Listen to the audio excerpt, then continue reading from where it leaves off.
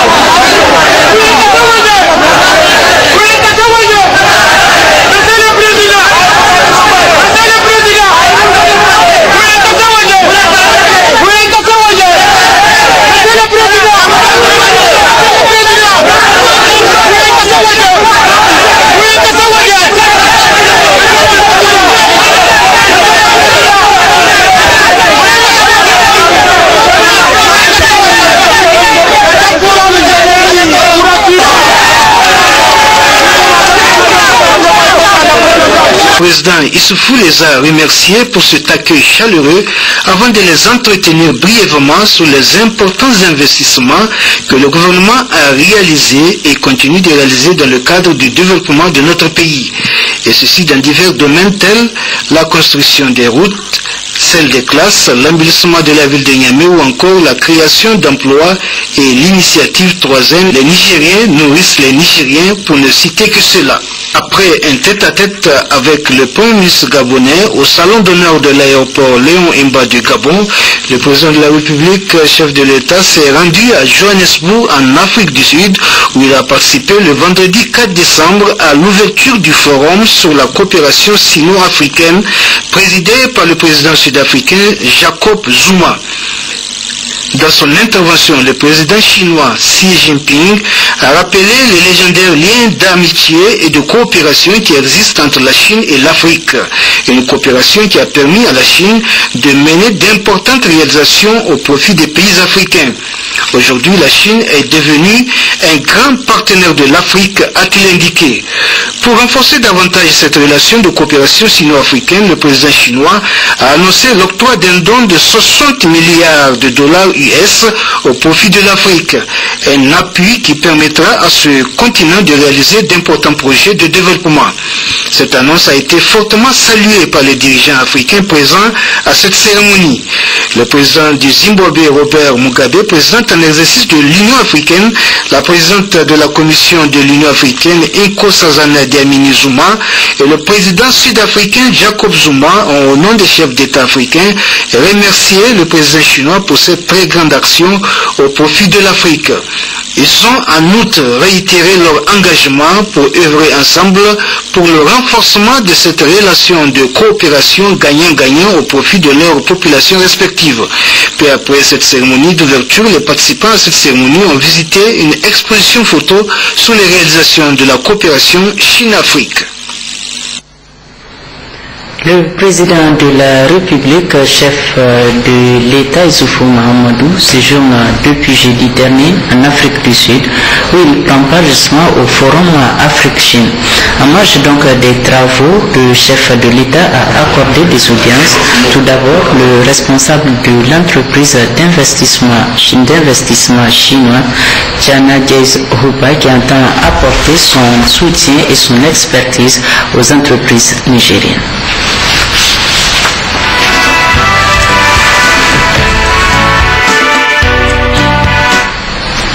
Le vice-président de Huawei Technologies a également été reçu par le président de la République. Les relations entre ce équipementier chinois et la société technologique du Niger étaient au centre de leur entretien, de même que l'appui de Huawei au développement technologique du Niger.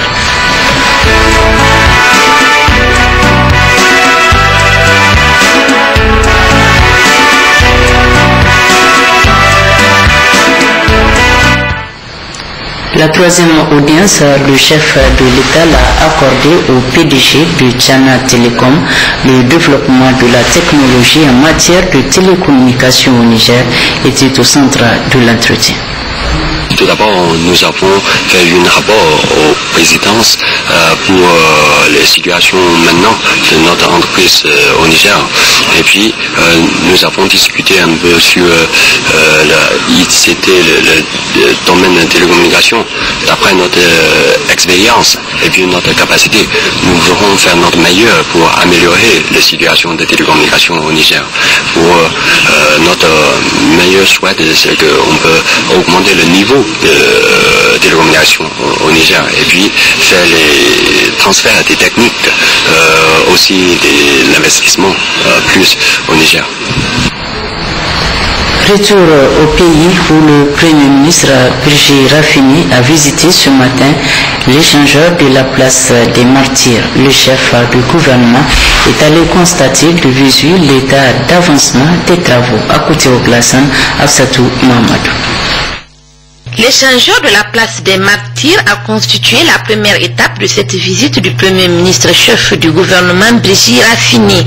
Ces travaux sont exécutés à environ 85,58% pour un délai consommé de 86,81%. La construction de ce magnifique ouvrage est en phase de revêtement des trottoirs et îlots et pour avancer dans les travaux, l'entreprise emploie dans le cadre de ce projet des sous-traitants. Malgré les quelques difficultés rencontrées dans l'exécution des travaux de construction du deuxième échangeur ou l'échangeur de la place des Martyrs, ces travaux sont cependant en phase de finition et cet échangeur sera livré dans les jours prochains au grand bonheur de la population. C'est un bel ouvrage, en tout cas le constat que nous faisons. Évidemment, je ne me mets pas à la place des techniciens, mais le constat, c'est que vraiment c'est un ouvrage majestueux, un ouvrage digne d'une capitale nationale comme Niamey, qui va lui donner certainement un nouveau visage et un ouvrage qui va jouer un rôle capital dans la circulation dans la ville de Niamey. On a vu ce que ça donne sans le pont, sans le rond-point Martyr. Bientôt donc ça sera un souvenir que nous allons oublier. 63% sur le taux d'avancement de la première phase de 110 km de voirie urbaine de Niamey. Cette première phase de 22 km a constitué la deuxième étape de cette sortie du chef de gouvernement. À ce niveau, les travaux avancent malgré les contraintes du chantier, notamment l'encombrement des voies et l'apport continu des ordures dans les zones traitées. Cet état de fait n'a pas laissé indifférent le chef du gouvernement. Un problème qui nous interpelle tous, qui interpelle les pouvoirs publics, qui interpelle la population de Niamey. C'est le problème des ordures ménagères. Nous avons vu des dunes d'ordures.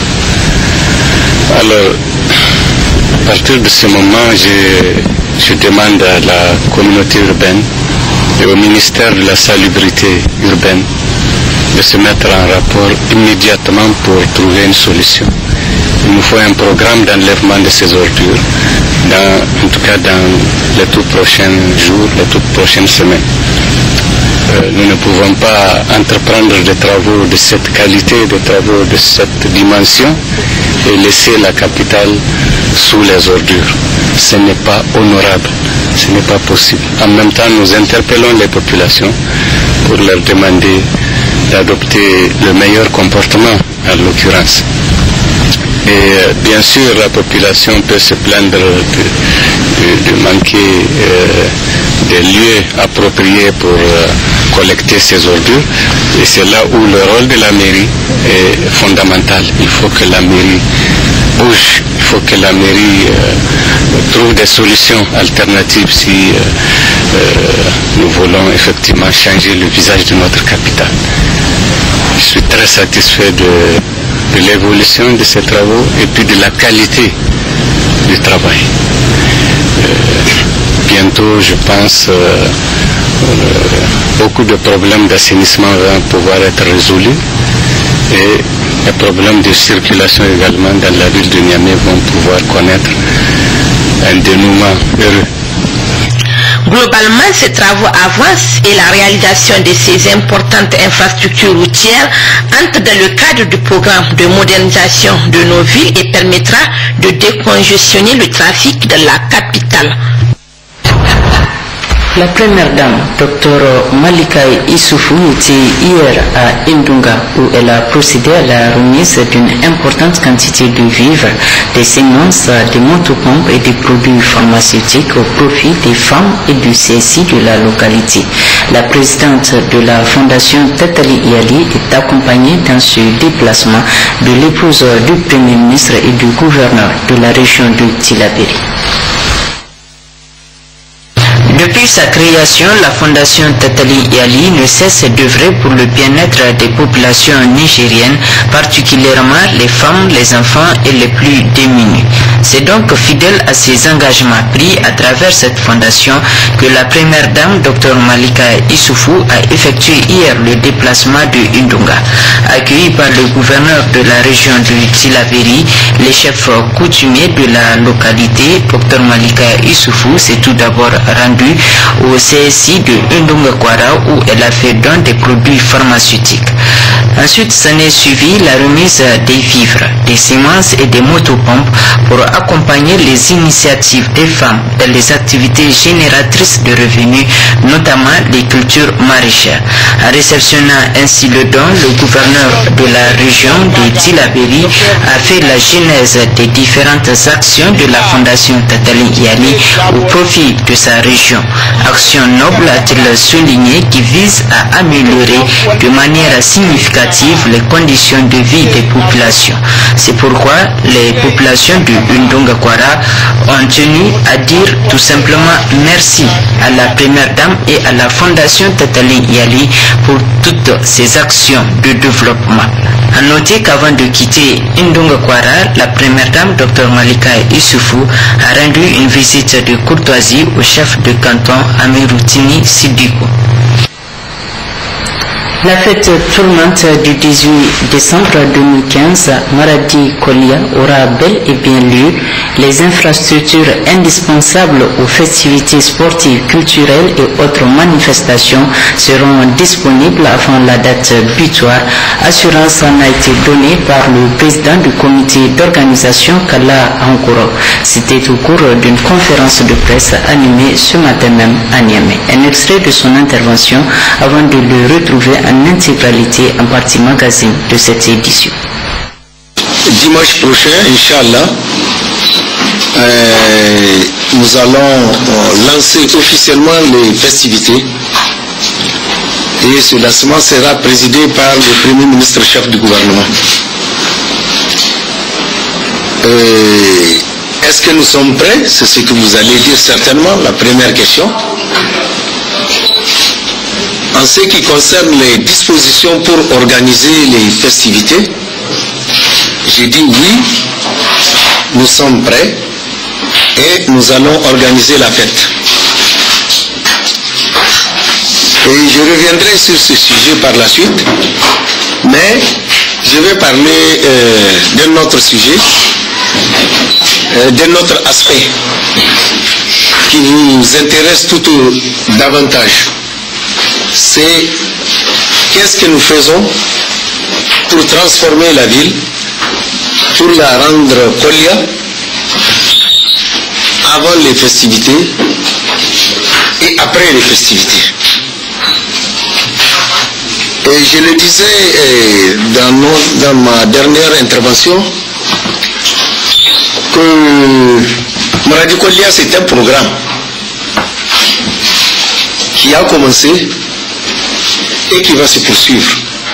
Après la fête du 18 décembre, la fête ce n'est qu'un point, juste pour faire quelques festivités, mais l'objectif de restructurer, de moderniser les villes du Niger, cet objectif-là, lui, il va se poursuivre. Le ministre de la Santé publique, Manu Agali, a présidé hier après-midi la cérémonie officielle de clôture de la réunion du Comité technique national de santé. Après avoir débattu des difficultés rencontrées dans le secteur, la rencontre a formulé d'importantes recommandations. On fait le point avec Gérard Abdelaziz et Mahmoud Adam. Après 4 jours d'intenses travaux, la réunion du Comité technique national de la santé CTNS s'est achevée ce vendredi après-midi. La rencontre a examiné les maux qui assaillent le secteur de la santé au Niger, notamment l'absentéisme et la mauvaise répartition des agents de santé sur l'ensemble du territoire, et a proposé des pistes de solutions. Au ministère de la Santé publique, d'assurer un plaidoyer permanent auprès du gouvernement et de l'Assemblée nationale pour un appui conséquent de l'État au financement des activités programmées, notamment les subventions. De doter les structures en ressources humaines en quantité et en qualité, d'intercéder auprès du gouvernement pour la signature des nouveaux textes de la participation communautaire, de doter les formations sanitaires de support en collecte de données, de support de collecte de données, d'assurer l'encadrement des organes de la participation communautaire à l'élaboration, la mise en œuvre et l'évaluation des microplans, de doter la direction des statistiques et l'Office national des produits pharmaceutiques de tous les moyens pour la mise en œuvre de leurs plans stratégiques et de rendre fonctionnels les nouveaux districts. Aux autorités administratives et coutumières de renforcer la contribution des collectivités au financement des actions de santé. Aux partenaires techniques et financiers de respecter les engagements pris pour le financement des plans d'action annuels validés lors des réunions du Comité national technique de santé et adoptés par le Comité national de santé. De débloquer à temps les ressources financières prévues dans les plans d'action annuels adoptés. À la communauté de respecter les engagements pris dans le cadre de la participation communautaire, notamment les clôtures des cases de santé. La rencontre a permis aussi d'analyser les performances de l'année 2015. Parmi ces performances, le chef de file des partenaires techniques et financiers du secteur, l'UNICEF, par le biais de son représentant adjoint Félix Aguebo, a salué entre autres les efforts de recrutement des agents de santé. Le CTNS consacre ainsi la revue annuelle 2015 et la programmation 2016. La nouvelle programmation correspond à une période de transition entre l'ancien PDS 2011-2015 et le nouveau PDS 2016-2020 où le processus est enclenché. Cette programmation, dis-je, doit permettre de consolider les acquis et asseoir des bases solides pour la nouvelle politique de santé et le nouveau plan de développement sanitaire 2016-2020. Je fonde l'espoir que la mise en œuvre des activités programmées aura un impact certain sur l'évolution des indicateurs sanitaires et donc sur la santé de nos populations. J'invite chacune et chacun de vous à s'engager pour une meilleure appropriation de vos plans d'action qui seront adoptés afin que le résultat soit encore meilleur en 2016 et ce, dans le respect des règles. L'attention particulière accordée à la région de Difa par le gouvernement et les partenaires techniques et financiers doit être poursuivie et soutenue afin d'apporter l'aide nécessaire à cette population meurtrie. Je profite ici pour adresser toutes mes félicitations et mes encouragements à tous les personnels de santé de la région de Difa qui, malgré la situation d'insécurité persistante, continue à remplir honorablement sa mission. Retenez qu'un hommage mérité a été rendu à tous les agents de santé de cette région à travers ce témoignage de satisfaction décerné au directeur régional de la santé publique de Difa, Dr Arbanouhou, par le ministre de la Santé, Manou Gali. Oui, pour sa part, le ministre de l'élevage, Mohamed El Hadji Ousmane, a présidé ce matin à Niamey la cérémonie d'ouverture de l'atelier de préparation de la campagne gratuite de vaccination du cheptel, édition 2015-2016. C'était en présence de la secrétaire générale adjointe du gouvernorat de Niamey et de plusieurs cadres centraux, régionaux et départementaux du ministère de l'élevage. Le compte rendu de Wazir Achi Maimoussa. Cet atelier qui regroupe plusieurs cadres centraux, régionaux, départementaux et communaux du ministère de l'élevage durera 2 jours. Il s'agit pour les acteurs de l'élevage de prendre des décisions stratégiques pour atteindre les résultats assignés à cette campagne et assurer la bonne exécution de toutes les opérations de vaccination. Dans son mot de bienvenue, la secrétaire générale adjointe du gouvernorat, Madame Hassan Aïssa Seyni, a souligné l'importance du secteur de l'élevage dans la sécurité alimentaire et dans la réduction de la pauvreté. Intervenant peu après, le ministre de l'élevage, Mohamed El Hadji Ousmane, a déclaré que protéger notre cheptel contre les maladies animales à travers les campagnes de vaccination est un acte patriotique et un devoir citoyen. La cérémonie qui nous réunit aujourd'hui consacre les préparatifs de la campagne de vaccination de notre cheptel, édition 2015-2016. Elle est d'une importance capitale pour notre pays, retenue comme pôle d'excellence de la CEDEAO en matière d'élevage et qui affirme son ambition à conquérir les marchés régionaux et internationaux où les prix sont assez rémunérateurs pour nos éleveurs. Nous nous devons alors de tout mettre en œuvre pour mériter cette confiance dans un monde où les compétitions semblent acharnées. Aussi, protéger notre cheptel contre les maladies animales à travers les campagnes de vaccination qui restent les premiers moyens de prévention des épizooties dans notre pays est un acte patriotique et un devoir citoyen. Il est donc de notre responsabilité de reconnaître l'exceptionnelle contribution des éleveurs, sœurs nourricières de notre pays, au renforcement de notre sécurité alimentaire et nutritionnelle. En organisant chaque année une campagne gratuite de vaccination du cheptel, le gouvernement de la 7e République voulait reconnaître la place prépondérante que les éleveurs occupent dans notre volonté ardue de transformer notre pays en une société émergente au cours de la présente décennie. Sachez enfin que le cheptel du Niger est estimé à 42 millions de têtes, toutes espèces confondues, pour une valeur de près de 3700 milliards de francs CFA. La journée internationale des volontaires a été célébrée ce matin au Palais des Congrès de Niamey. L'édition 2015 est placée sous le thème « Le monde bouge et toi, deviens volontaire ». La cérémonie de lancement des activités de cette journée a été présidée par la ministre du Développement communautaire représentant le Premier ministre Guy Mathieu Théa et Azirapu. Le 5 décembre est une date importante pour les volontaires du monde entier. Elle marque la célébration de la Journée internationale des volontaires en reconnaissance du difficile travail abattu par ces volontaires pour l'amélioration des conditions de vie des populations. Cette année, le thème choisi est « Le monde bouge et toi, deviens volontaire ». Je voudrais saluer leur action, ainsi que celle des volontaires d'autres organisations nationales, bilatérales et multilatérales, qui œuvrent chaque jour au Niger, aux côtés des vaillantes populations, pour permettre le changement. L'action des volontaires de la Croix-Rouge, du service national de participation et celle des volontaires des diverses associations communautaires ou d'organisations bilatérales ou multilatérales contribuent considérablement à améliorer la situation générale au Niger. Comme vous le savez, par le volontariat, les Nigériens ont pleinement participé au progrès vers les objectifs du millénaire pour le développement.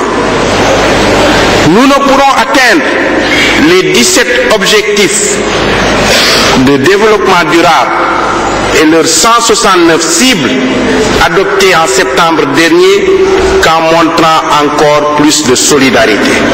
Dans son allocution de lancement des activités de cette journée, la ministre du Développement communautaire et de l'aménagement du territoire a à cette occasion reconnu et félicité les volontaires pour leurs actions au Niger. Les volontaires interviennent dans des domaines aussi variés que la santé, l'éducation, l'environnement, les droits humains, l'assistance humanitaire, etc. Cette année, la commémoration de la Journée internationale des volontaires coïncide avec l'opérationnalisation de l'Agence nationale de volontariat pour le développement, ANVD, qui est un établissement public à caractère social créé par la loi 2014-10 du 16 avril 2014.